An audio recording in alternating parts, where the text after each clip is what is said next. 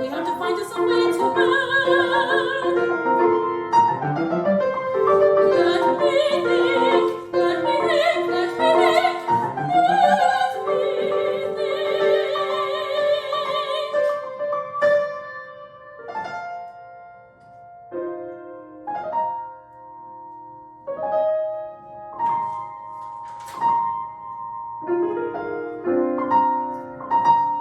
That's it. We'll visit Mother Earth deep in the forest. She'll know what to do. She'll know.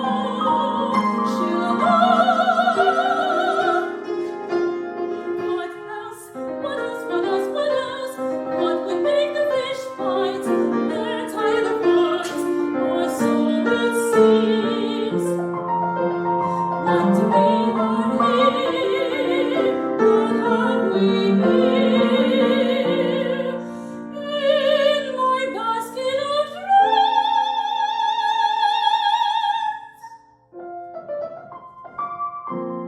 what would be just the thing? A lucky song, a wisdom, some bit of string, wrapping from an old birthday gift. Think and remember, pink red, like flowers, flowers. Maybe the fish will like flowers.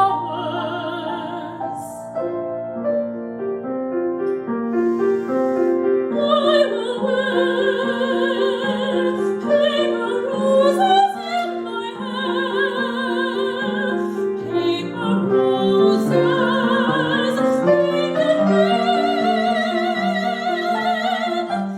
each handmade, shape and tie every braid, like a crown around my head. They will make me feel brave. They will make me feel strong. They will help me get through if anything goes wrong. And who knows, they just might get the fish to bite, safe in there.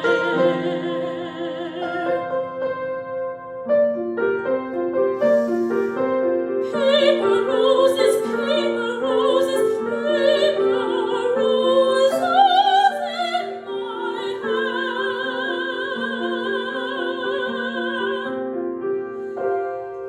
Come on, Mr. Splinters, time to say Mother Bertha.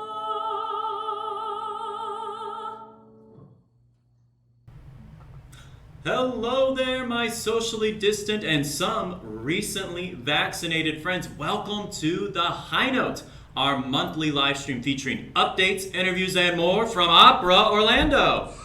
Oh wow, big crowd here today. Big crowd. Wow. Crowd of one. Very sold out though. We only had one seat, so we'll say it's a sellout. I'm your host, Gabriel Preisser, broadcasting live from our opera offices here, right in downtown Orlando. For those Opera Orlando aficionados out there, I know there's at least two of you, you might have recognized that intro music. Our very own studio artist, Kiani Richardson, singing Calpurnia's aria, or Come Now, Mr. Splinters, from The Secret River. It's rather surreal that tomorrow is in fact the piano workshop of this fabulous new piece, which will mark Opera Orlando's first ever commissioned opera. Well, there's Kiani right there as our lead protagonist, Calpurnia, in this ever-relevant and moving story based on the book by the same name by Marjorie Keenan Rawlings. Now, those who don't know of Marjorie Keenan Rawlings, I remember that name back when I was a child because her novel, The Yearling, used to be required reading here in Central Florida. Ah, those were the days. Rawlings actually spent a good part of her life living in Central Florida just outside of Gainesville in an area known as Cross Creek. Quite an idyllic and charmingly Floridian place, as you can see. So much so that Rawlings wrote a book entitled Cross Creek that was later turned into a movie with Mary Steenburgen and Rip Torn, of all people. Really, it's a great film, makes me feel right at home. Let's watch a trailer. Before there were the people, or even the idea of people, there was the land and the creek that crossed it. The way I look at it is, if an attractive woman wants to hide herself out here in the middle of nowhere, that is her business. The woman was Marjorie Kinnan Rawlings, who searched for solitude and found instead an undiscovered universe of humanity, which was immortalized in the Pulitzer Award-winning classic, The Yearling. My pa don't believe in keeping pets, but Flank's special. He's real smart. You're not even afraid of gators, are you? Ever been bit by one? Not recently. Somebody shot my pig. That is just the way I am. I go along quietly for a while, and then out of the clear blue sky, I don't know what happens to me. I just pick up a gun, I shoot whatever makes me angry. I'm so afraid one day it just might be a person. I've been watching how you do it. But you a woman, and you live by yourself, and don't nobody take advantage of you. That's something I learned off of you. And it was in Cross Creek that she fell in love. Blood! He's not human, not a critter. She loves that animal. It's gonna have to be shot. This is my world, Cross Creek. The people here are richer than my imaginary governesses. Papa, no! Stop it, Papa! Papa, please, I promise. I'll make it up to you. Papa, please listen to me.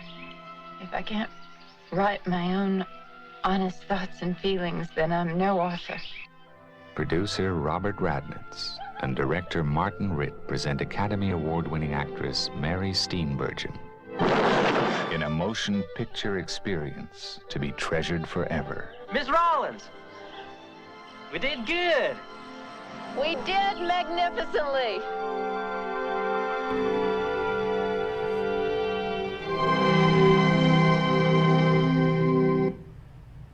Well, there you have it. Gives you a real sense of that part of our wonderful state here. Given all of Rawlings' Florida connections, it just seemed to make sense to adapt her book, The Secret River, also set in Central Florida, into an opera, right? And the cast and creative team are in town this week as we take our first steps in putting this production together. You can join us tomorrow, April 24th at Mead Botanical Garden at 2 p.m. to see a piano workshop, to see the progress of this new work. Now, I should really call it a piano and marimba workshop, as the cast will be singing through the entire production with piano and marimba. Of course, you gotta have marimba, right? I also understand that we will have prototypes on display of the puppetry involved in this production. We have a couple teaser photos here. There you go. You can see some of these beautiful prototypes that have been a part of this new and wonderful partnership between Opera Orlando and Michelin Puppets, also based right out of Orlando. Our youth company members who play a crucial role in the opera get to bring the puppets to life. And I know there are more puppetry elements to come, maybe even a Florida alligator, right? That would be appropriate. So we'll just have to wait and see as we continue to make progress on this work. Now, my kids are super excited for the puppets. I know that they will be there tomorrow for the workshop, and I hope you can join us too. Here's a little video, just in case you're not sold on coming tomorrow.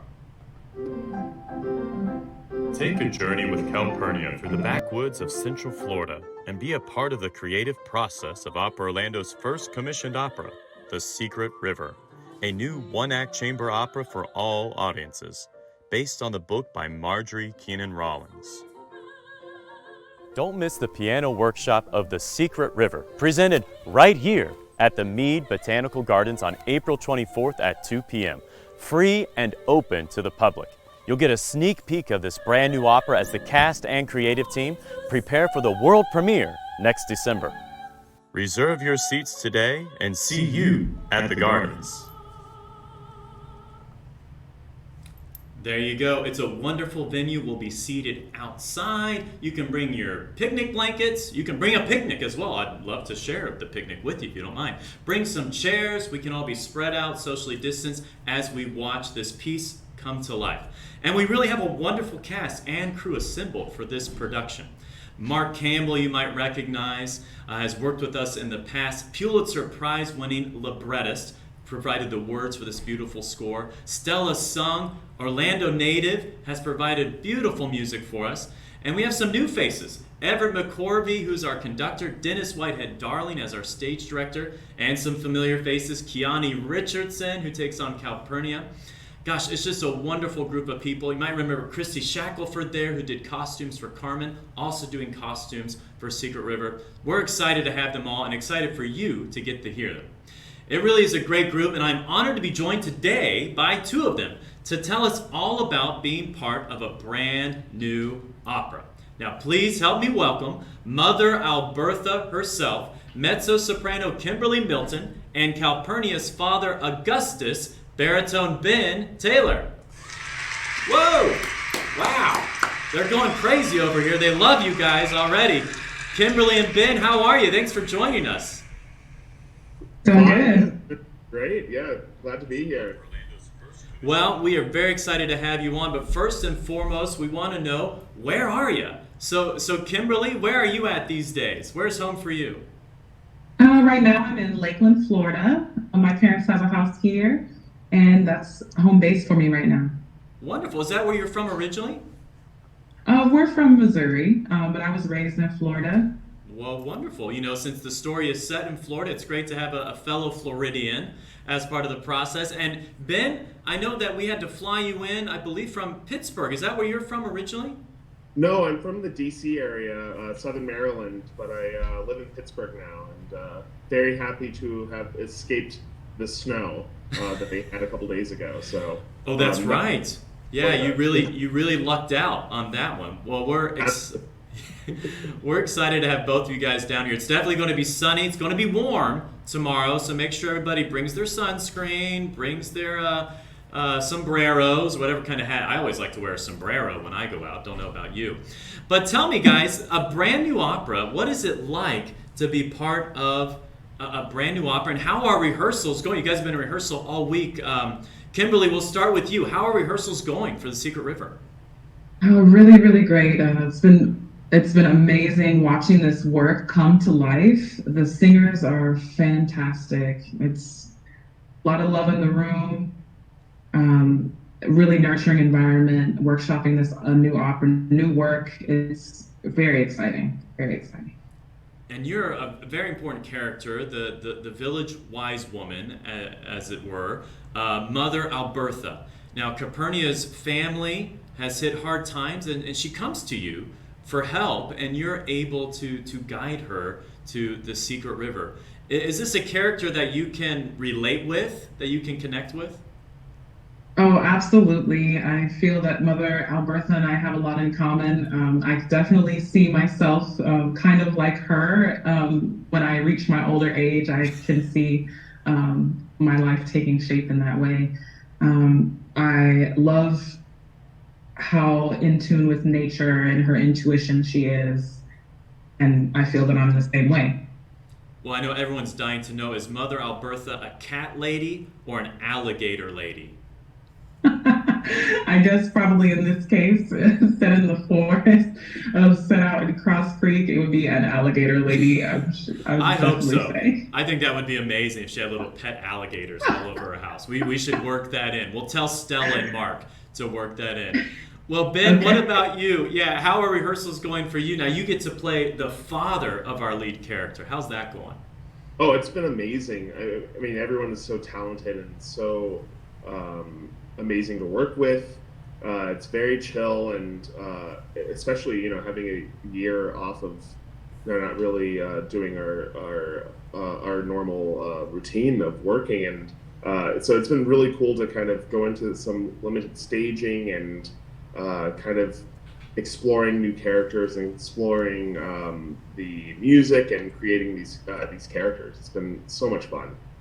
Wonderful, wonderful. Well, we had to dig through the interwebs because we wanted to share some videos of you guys singing. And you know what I've been most impressed by, Kimberly, is your wide range in this piece. I think it goes all the way from a low E to a high G. Is that right? Yes, and I was definitely very nervous about that when taking a look at this work, but I feel that I've really been able to bring the aria to life, my Secret River aria, and I think it's a really comfortable sing as it turns out for me. I wasn't anticipating that, so it's exciting. You sing it beautifully. I know people are excited to hear that tomorrow, but for right now, we're going to tease them with some other opera provided to you by Kimberly Milton. This is Voce di Donna.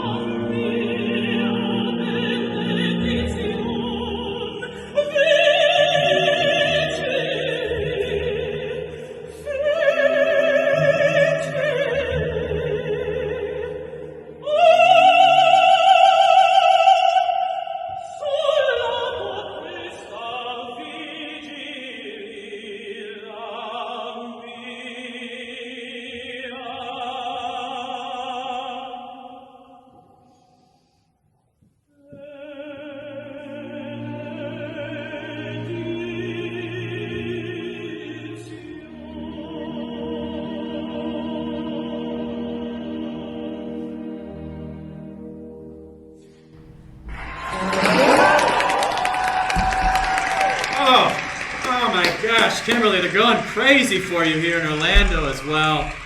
So glorious, so glorious. And just wait till you hear her sing her big aria tomorrow, which I have stuck in my head. All week I've had it stuck in my head. You're already there, you are. I won't give it all away. And you sing it much better than I do, Kimberly, but there's something about this music. It really is, dare I say, tuneful. right? And that's not always the case with modern opera, but there are some real earworms in Stella Sung's music. Is this your first new opera to be a part of, Kimberly? Yes, it is. And I was very nervous about that.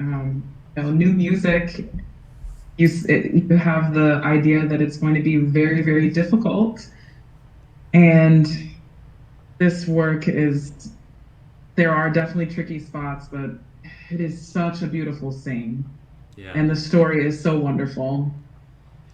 And that's it, the music fits the story. And sometimes it's appropriate for the music, given the content of the story, like A Glory Denied or Long Walk or even Vodsek, if we want to go back that far, where the music needs to be crunchy because the story is crunchy. But this is such a feel-good story about Calpurnia's journey. What about you, Ben? Is this your first new opera to be a part of? No, I think I've done at least over 20 new operas. Wow, my gosh. Yeah, so it's something that I'm really excited to do because I have an interesting voice where it's kind of goes all over the place, and traditionally baritones they give new music has baritones going all over the place. Right. So I love kind of going in and seeing what I can do and pushing myself to the limit. And this piece is it's very singable in the best way. So I can kind of focus on line and kind of some traditional approaches to opera, which is awesome to have a new piece where you can kind of put in the stuff that we've learned, and it's not worrying about is this ever going to come out of my voice at all. Right. Am I ever going to learn all these tritones, all these minor ninths? Right. Yeah, exactly. Well, and tell us, what are some new operas that you've been involved with, Ben? I'm sure we all would love to know. Yeah, so I've done, like you mentioned, Glory Denied. Oh, wow. The Long Walk as well. Cool. Yeah. I did Angels in America in Boston University. Okay. And that's probably the hardest piece that I've ever learned. Yeah. I'm not really familiar with that one. Yeah. I mean, obviously, it must be based on the play, right? Yeah. And it's both parts of the play in one opera. Holy cow! So one act is one part, and then the second act is the second part of the play. It's wild because the meters are completely out of whack. And then for the baritone, which I played, which was prior that I played, it progressively got higher and higher to where the penultimate scene was essentially a tenor aria, like a dramatic tenor aria. Oh boy! In the sphere for a good 15 minutes, and just tons of G's, A's, and then a big B flat at the end. And no big deal. Come on, Ben. No big deal. Yeah, and they start you out at the bottom, so you're just growling some of the stuff in the beginning. But at the an hour and a half later, it's gonna be the opposite scenario. Yeah, it is funny in modern opera. They love to use and abuse us baritones, shall we say? Yeah. But Ben really has a lovely voice, and we also dug through the interwebs to find this aria of Ben singing Silvio from I Pagliacci. Check it out.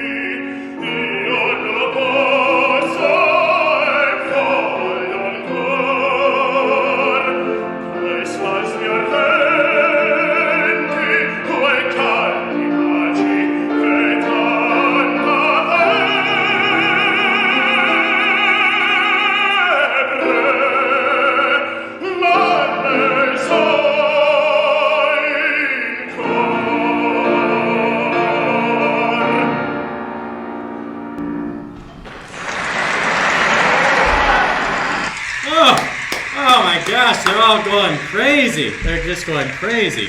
You know, is it awkward from one Silvio to a fellow Silvio to say, that was pretty hot, Ben? That was pretty hot. No, it's the sequel, the plot twist. So the Silvios run off together. Yeah. Well, you know, gosh, you guys sound great. We really have a wonderful cast for this, and I'm excited. I know I use that word a lot for those that have watched The High Note. I'm excited about tomorrow, and I hope you are too. But I want to hear from Ben and Kimberly. What about this piece most excites you all, and what are you most excited for the audience to take away from this piece tomorrow? Kimberly, what about you? Oh, yeah, I am really, really excited for the audience just to hear this incredibly talented cast and what everyone's able to do with the limited stage direction that we're able to do because it's a workshop production. Right. I think we're really bringing the work to life. And I think the audience will really be able to feel that and relate to the story, especially everything that we're all going through right now. It's going to be wonderful. Kids will love it. People of all age. I think it's going to be a brilliant performance tomorrow. And that is an exciting element about this piece, that it really is an opera for all audiences, right? It's not children's music. It's really mature music that Stella Sung has composed, but the story is kid friendly. The story is family friendly. It's intergenerational. You know, you have 3 different generations with Albertha, and even Marjorie Keenan Rollins is a character too in this story. So it really is an opera for everybody with a great takeaway message. Well, Ben, what about you? What are you most excited for audiences to take away? I think the overall, for me, the message of community and family, and that it's very important, and especially now, it's paramount, at least for me in my life. So having that sense of community and family and love, we just need all of that in our life right now. And I really hope that they can leave with a great story. Be enriched musically, dramatically, but also have hope and love in their hearts. So. Yeah, that's beautiful. I think there also is this message in the story of the power of trusting one's imagination, right? I mean, not to give a spoiler, but the secret river is in her imagination, right? That she's able to find and save her family. But we all have that ability in ourselves, right? Or also the power to trust the goodwill within all of us. That if we have a just desire, good things are returned to us. So it's a beautiful story with a universal message. I think it really is an opera for everyone. We're excited to have everyone join us. Let's see if we have any questions. Any questions out there from those watching? Anything you're dying to know from Ben or Kimberly? Oh, we got one question here. They want to know, Ben, what hair product do you use? I mean, that is impressive. I use a little curl cream, and I just kind of brush it out, and then it kind of goes up. I mean, you're ready to do Rigoletto at any moment. Yeah. You know? Oh man, that would be the dream. Wonderful. And a question for Kimberly. Is it exciting to live in Florida and do a piece set in Florida? Oh, absolutely. Yes. I mean, yes, that's thrilling. Absolutely. Yet another reason why I can relate so much to this work. Yeah, it is nice to do a story that is right in our own neighborhood, so to speak. And we're hopeful to see many of you guys out there tomorrow. I know you're all going to love it. It really is an opera that our community is putting together. So we want it to feel like it's your opera, that we're all putting this on together. And obviously it's still in the workshop phases. So what that means is we're still working out the kinks. Yeah, so this isn't a final product tomorrow by any means. And we'd love your feedback, what you think about it. And then we have the premiere, the full production in December. So we have plenty of time to make some changes. We'll go back and listen to how it goes tomorrow. Well, thank you, Ben. Thank you, Kimberly, for joining us today. Any final words before we send you off? Nope. Just see you tomorrow, and very excited for the workshop. Sounds Can't great, wait to see guys. you. Sounds great. Well, thanks so much for your time. Take care. All right. Let's hear it for Kimberley and Ben, our wonderful guests today. Wasn't that great? What a pleasure to have them with us, and I hope to see many of you tomorrow, 2 p.m. at Mead Botanical Garden. Let me know in the comments if you're going to be joining us. As always, we do have a lot of other things happening in Opera Orlando. I know several of you were able to attend our sold-out run of Carmen at Dr. Phillips Center. Wasn't that fun? Well, just in case you missed it, or if you want to see it again from the comfort of your own home, well, do I have good news for you. The cinematic recording of Carmen is now available for only $25 per household and includes multiple views and behind-the-scenes footage. I know you will love it, but just in case you need convincing, check this out.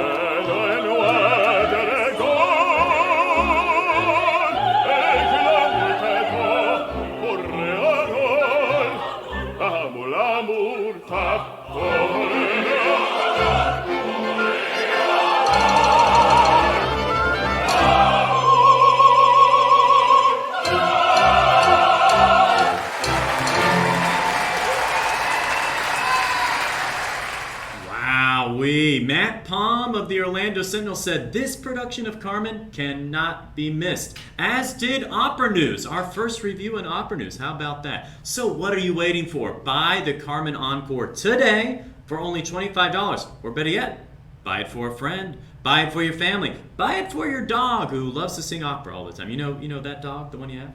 This really is a show with something for everyone, from our wonderful children's chorus to the earworm music of Georges Bizet to knife fights and Haitian Creole flair. What's not to love?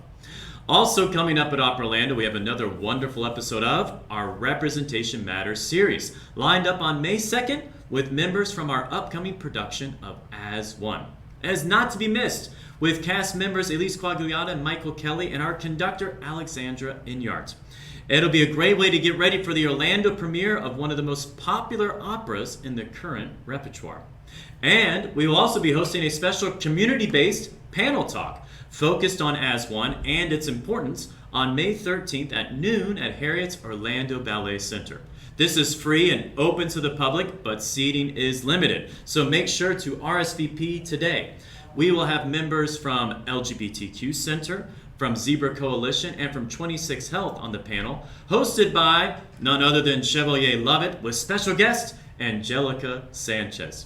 Phew, that's a lot going on.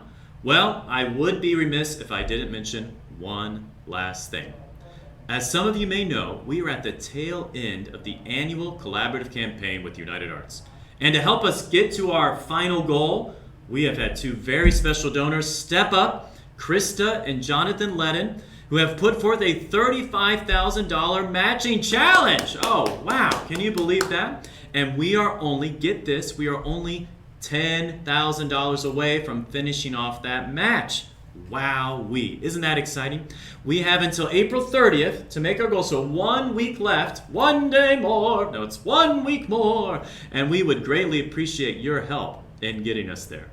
There truly is no better time to donate to Opera Orlando, as your donation could be matched up to 130% if you are a new donor, I should say.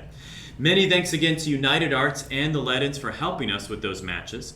And will you help us meet our goal so we can continue to create new and vibrant productions such as Carmen in Haiti or The Secret River?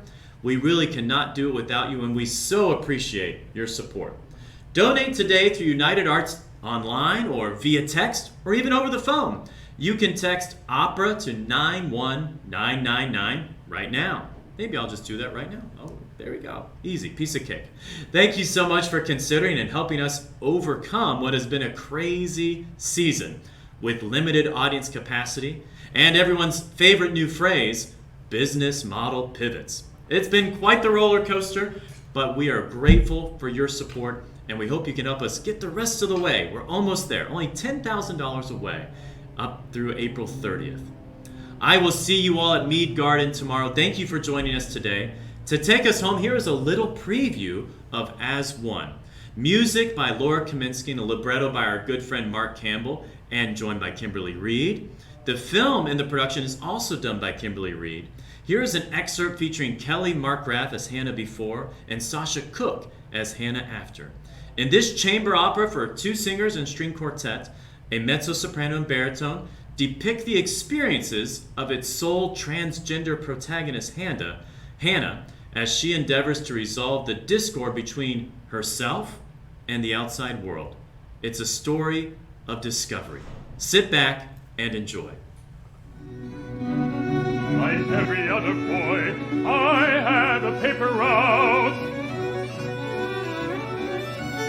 And like every good boy, I wake each morning, ride my bike around with my jacket on, and enjoy the thump of a well-aimed paper as it lands. However, unlike every other boy, I sometimes wake extra early while everyone's asleep. Ride my bike around with my jacket on and a blouse underneath. The blouse I stole from a neighbor's clothesline. It isn't much, but fits my 12-year-old frame. And just feels so right.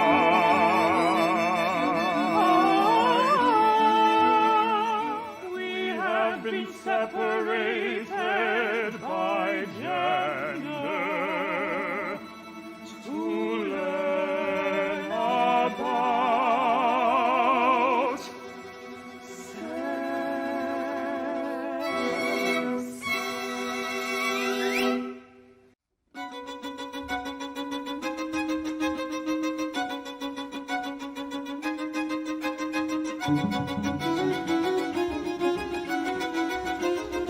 I must be the perfect boy, the fastest, the smartest, the strongest, the best.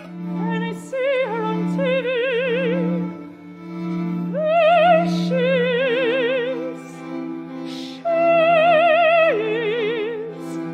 and I hear the word, the real word, the magic word.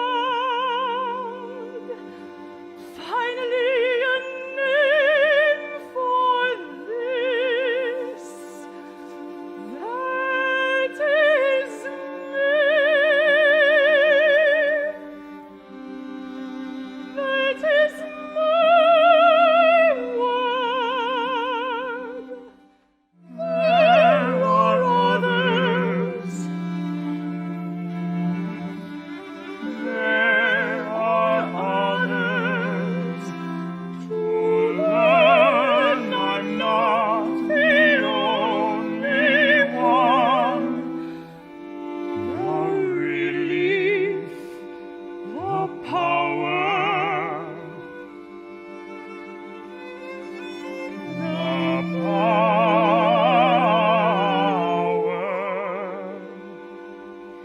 just to know, just to know.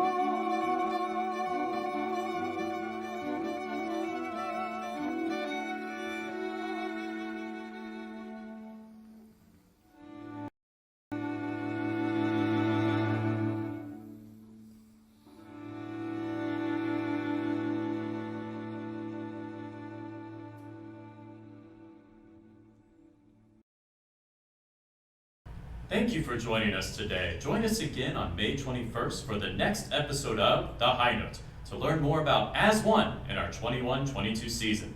Stay safe, hang in there, and see you online at the Opera.